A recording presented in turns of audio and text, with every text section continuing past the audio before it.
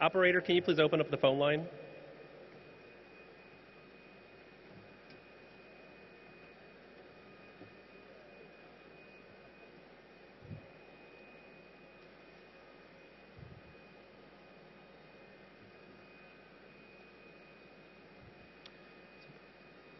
Good morning, and thank you for joining us this morning.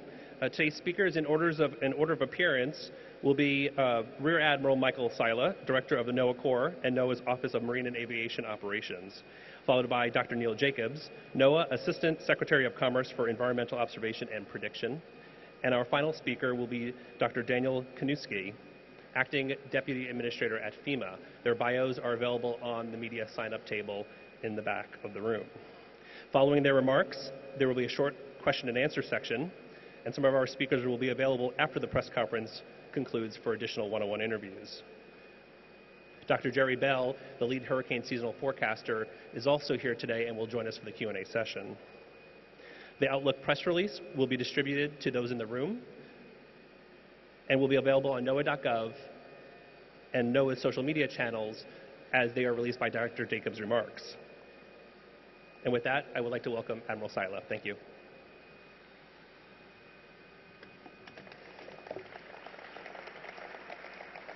Good morning.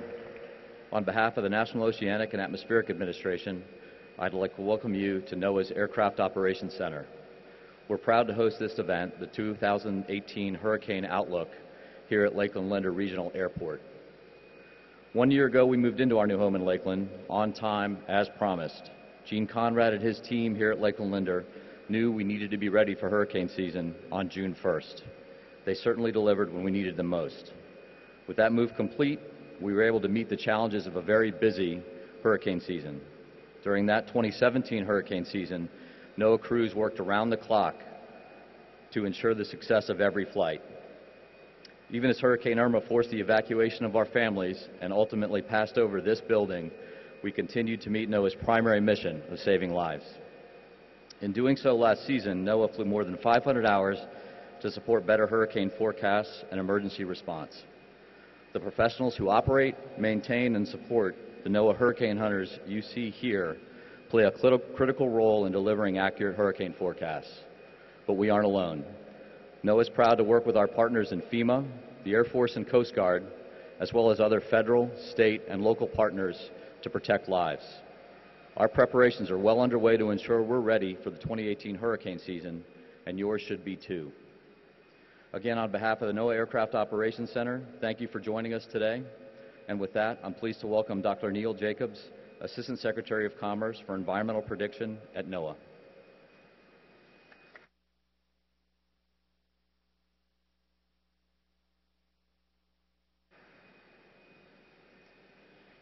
Thank you, Admiral Sila, for hosting today's event here at NOAA's Aircraft Operations Center. This is an impressive facility, and congratulations on your upcoming first anniversary here in Lakeland. Our primary goal for today's Hurricane Outlook is to encourage the public to prepare now before the hurricane season, which begins on June 1st. This includes making emergency and evacuation plans with family members and preparation measures for businesses in regions that could be impacted by a hurricane. We will hear more about the preparedness from FEMA shortly. At NOAA, we strive to deliver the world's best regional and global weather models, and we are making significant advancements for the 2018 hurricane season. Before I announce the Atlantic Hurricane Season Outlook, I would like to highlight a few ways NOAA is ready to keep the public safe this hurricane season. First, NOAA's fleet of Earth-observing satellites is more robust than ever, with GOES 16 now GOES East providing imagery throughout the Western Atlantic and North America, allowing forecasters to analyze storm development better than ever before. Another new addition to our fleet is the polar orbiting satellite NOAA 20, which is collecting global observations that improve the accuracy and reliability of our weather models.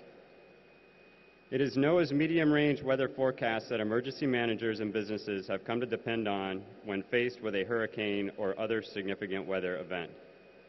Satellites are the source of much of the essential data that are ingested into the global forecast models, and the models are the foundation on which the rest of NOAA's weather forecasting is built. Regarding computer forecast models, the National Weather Service will run a version of the global forecast system with a finite volume cube sphere dynamical core FV3 alongside our current GFS model during the 2018 hurricane season. In addition to routine incremental upgrades, this will mark the first revolutionary dynamic core upgrade to NOAA's flagship weather model in almost 40 years, and represents the first step in re-engineering NOAA's models towards a unified forecasting system which will provide the best possible numerical weather prediction for the nation. NOAA's hurricane-specific model, the Hurricane Weather Research and Forecast System HWRF, will receive an upgrade to offer forecasters greater resolution than ever before, increasing the model resolution to 1.5 kilometers near the center of the storm. This upgrade will extract greater value from new data sets, including sensor data from NOAA's fleet of aircraft and operational satellites. Additionally, hurricanes in a multi-scale ocean-coupled non-hydrostatic HMON model was implemented for the first time in 2017. And this will undergo upgrades for this season, including greater resolution, new physics, and coupling with an ocean model on the new NOAA Environmental Modeling System framework. And of course, the NOAA aircraft that call this hangar home collect data from inside, over, and around developing and fully mature tropical systems, which provide essential input to the weather models to improve the track and intensity forecasts.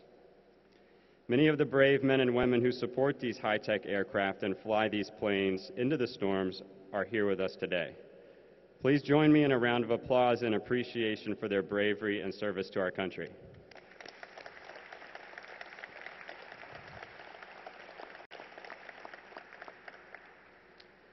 South of here, in Miami, where I grew up, the National Hurricane Center has welcomed its new director, Ken Graham. His decades-long career at NOAA has prepared him to lead the team of forecasters and continue to build on the relationships between NHC and the emergency management community. This year, the Hurricane Center is again narrowing the width of its forecast track cone.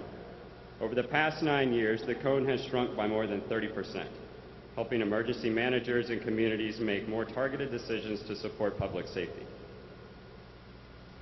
During a hurricane, it is important to remember that the hazards of wind and water can occur well outside of the cone.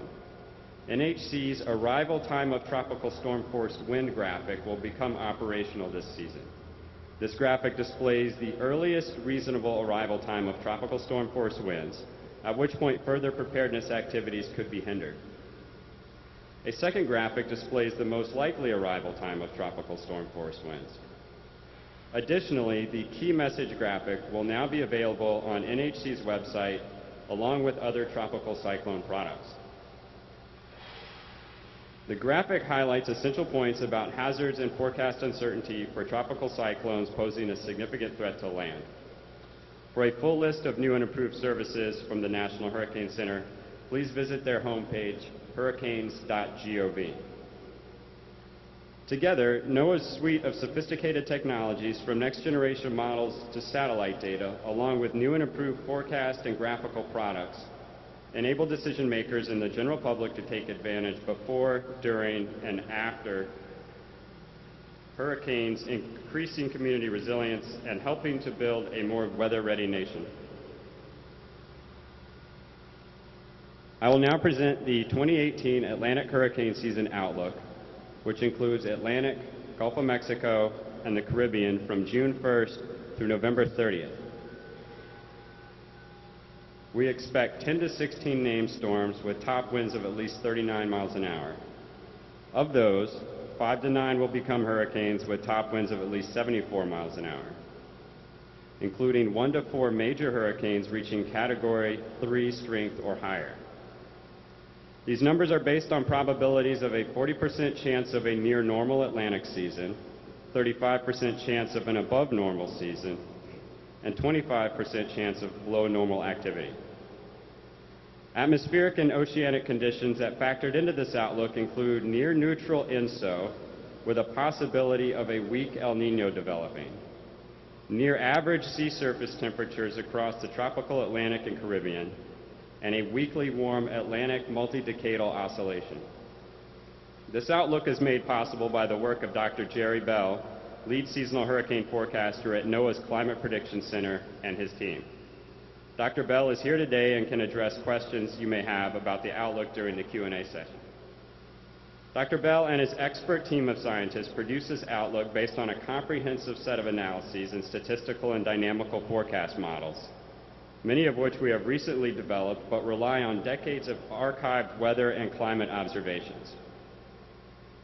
In summary, the outlook suggests that we will experience a near or above normal hurricane season this year, and NOAA is taking great strides to deliver the world's best regional and global weather models to keep you informed ahead of an approaching storm. While we cannot prevent the storms themselves, we can take action to better prepare for such events and their impacts on our communities. I would now like to invite FEMA's Dr. Daniel Kanuski to discuss what people can do to prepare for this upcoming season. Thank you.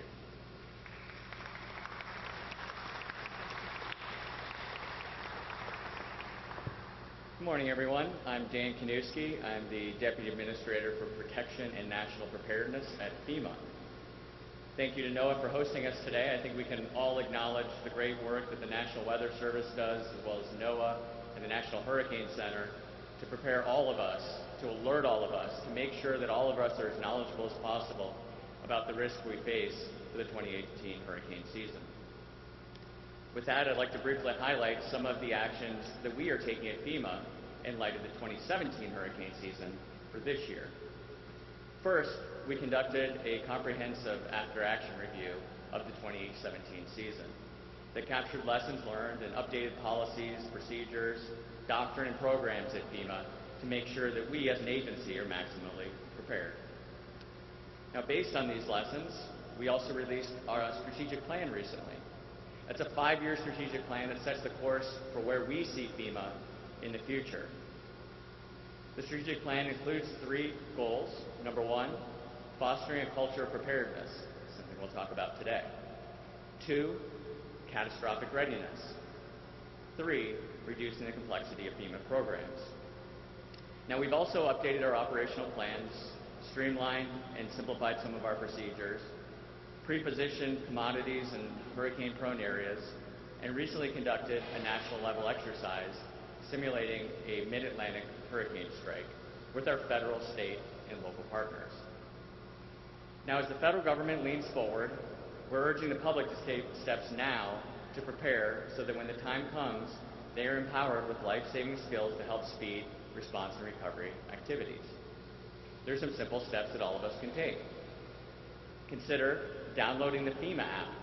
It's available in both English and Spanish from the Android or Apple stores, and it provides checklists, maps of shelters, weather alerts, as well as emergency tips. Also, take a few minutes and create a communications and evacuation plan for your family. Your family might not be together when disaster strikes, so plan ahead for how you will contact one another and reconnect following a disaster. Also, be financially prepared. Disasters are very expensive. You may have to cover out-of-pocket costs until FEMA assistance or other types of assistance can be made available. Go to ready.gov for tools and resources about how to strengthen your financial preparedness, for tips on collecting and securing personal financial, insurance, medical, and other records, and check on your insurance coverage. Talk to your insurance agents about your current coverage, whether you're an owner, a renter, or a business owner.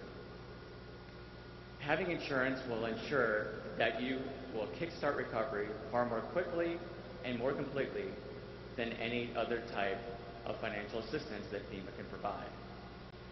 I encourage everyone to go to ready.gov, check out what you can do, and if you don't have flood insurance, please go to floodsmart.gov. Thank you to NOAA, thanks to all of you. We look forward to answering your questions.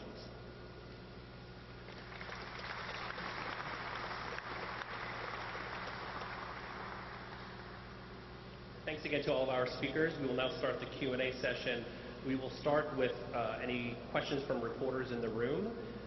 Just please raise your hand and we'll hand a microphone to you. Please state your name and affiliation, and we'll get your questions answered. And I'd also like to welcome Dr. Jerry Bell to the stage. He's the lead hurricane season forecaster Operator, we're going to start with questions in the room first, but can you please give our callers instructions on how they may be in the queue to ask a question?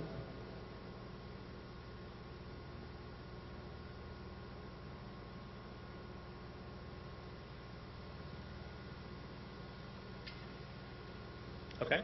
And with that, we will take questions in the room. Due to time limitations, we're going to try to get as many questions in as possible. We just ask that questions stick to the outlook and some of the discussions we covered today. I'll be happy to take any other non-outlook related questions with you following the press event. So first question. Elizabeth with CNN News Source, thanks so much for having this conference. I wanted to ask, is there any information available on what kind of activity we can predict to see in the Caribbean, specifically Puerto Rico? This is Jerry Bell. Typically, with a more active season, the entire region around the Caribbean Sea, as well as both the Gulf and Atlantic coast of the United States, are at an increased threat. The seasonal outlook is not a hurricane landfall prediction. It's for the overall seasonal activity. But when you have a more active season near or above normal, like we're predicting this year to be most likely, that's when you have more storms forming in the tropical Atlantic, and those storms tend to track farther westward. That's why the Caribbean and the continental United States are more at risk. We know certain areas have been compromised from last year's storms, and that makes hurricane preparedness even more important this year, because you're living with homes that and other things that just aren't as hurricane prepared as you may have had last year. So hurricane preparedness is even more important this year.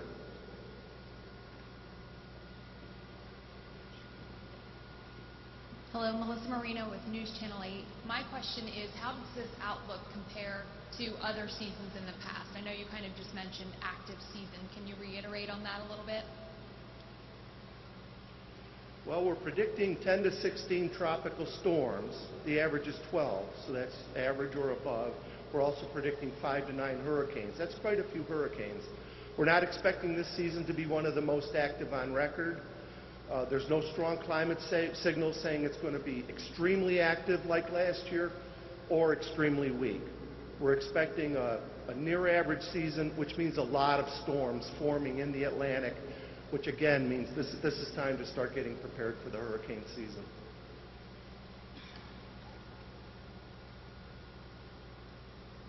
Hey there, Bo Zibber from WTSP here in the Tampa Bay area.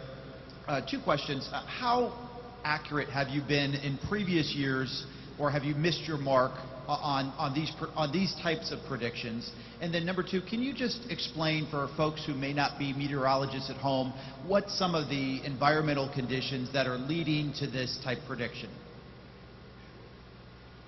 It's Jerry Bell again. The ranges that we give are with a 70% probability of occurrence. Those ranges reflect uncertainties in the prediction of the climate factors that go into the outlooks, and also they reflect the fact that for a given set of climate conditions, you can't specify exactly the number of storms and hurricanes. So our verifications, then, we would expect our ranges of tropical storms, hurricanes, and major hurricanes to be correct 70% of the time, and they are. It turns out, as far as climate factors and kind of what's the scientific basis behind the outlooks, it turns out there's a couple of dominant climate factors that strongly control the wind and air pressure patterns across the tropical Atlantic and Caribbean Sea. And by predicting these climate patterns, and really their combined impacts, we can often make a confident forecast for the season as a whole.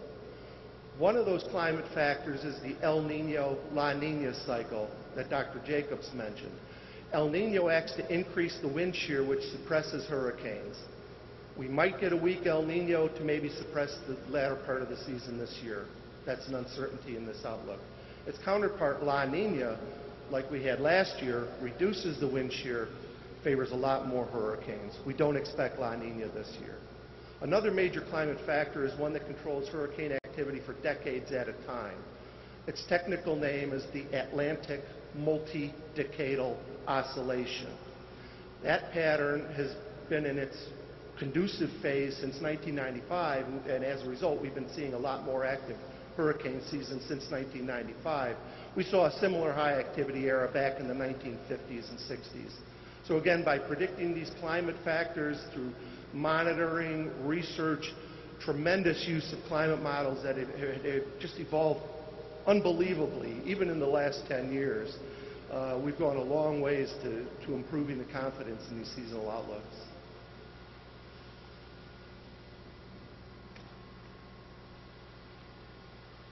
Any other questions in the room or in the hangar? Okay, do we have any questions on the phone?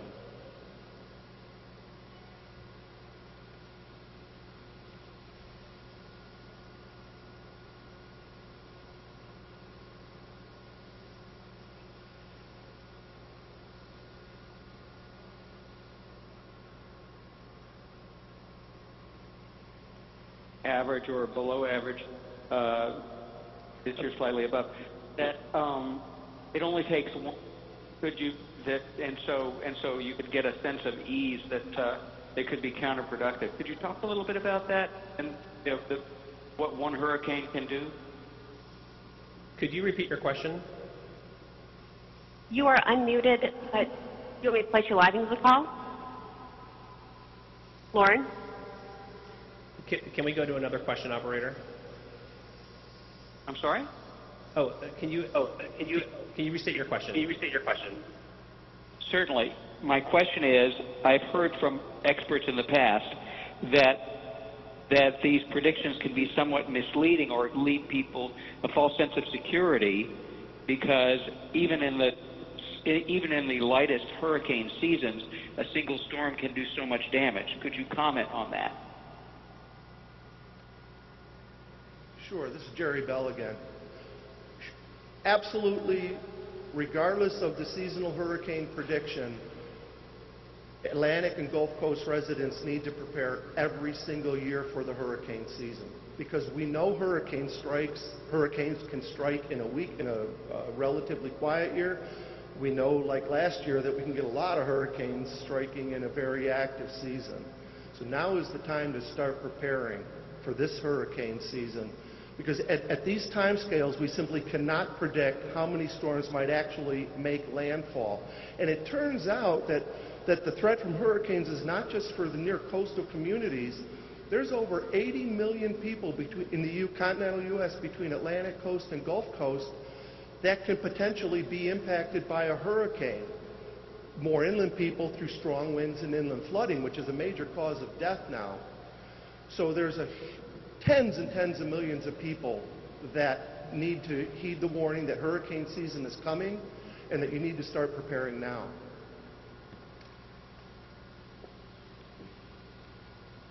Operator, next question, please.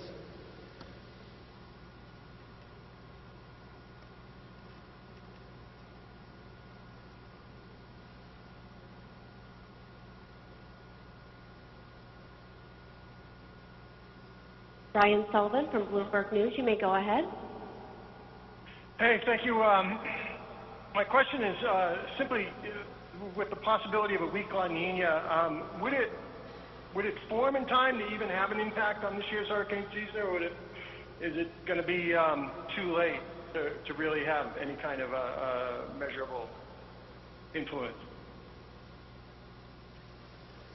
Right now, we're expecting to have no El Nino or La Nina. That state is referred to as ENSO neutral.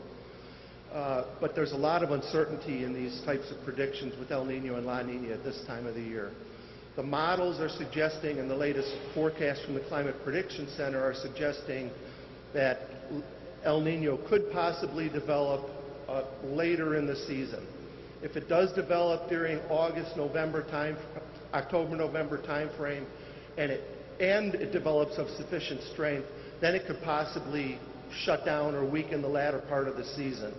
But right now, if El Nino does not form and the Atlantic Ocean temperatures warm up a bit from where they are now, we could certainly see the seasonal activity near the higher ends of the predicted ranges.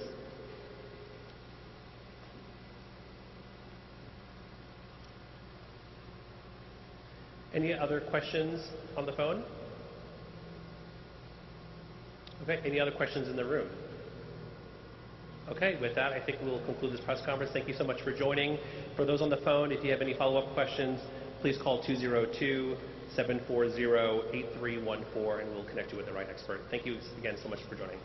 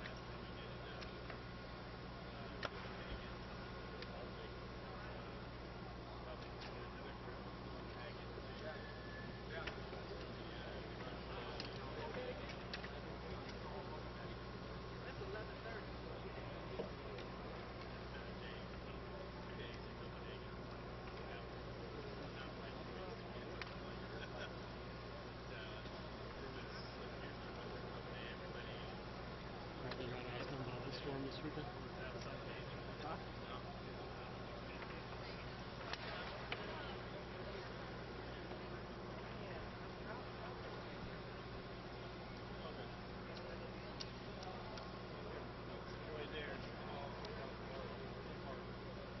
Juice?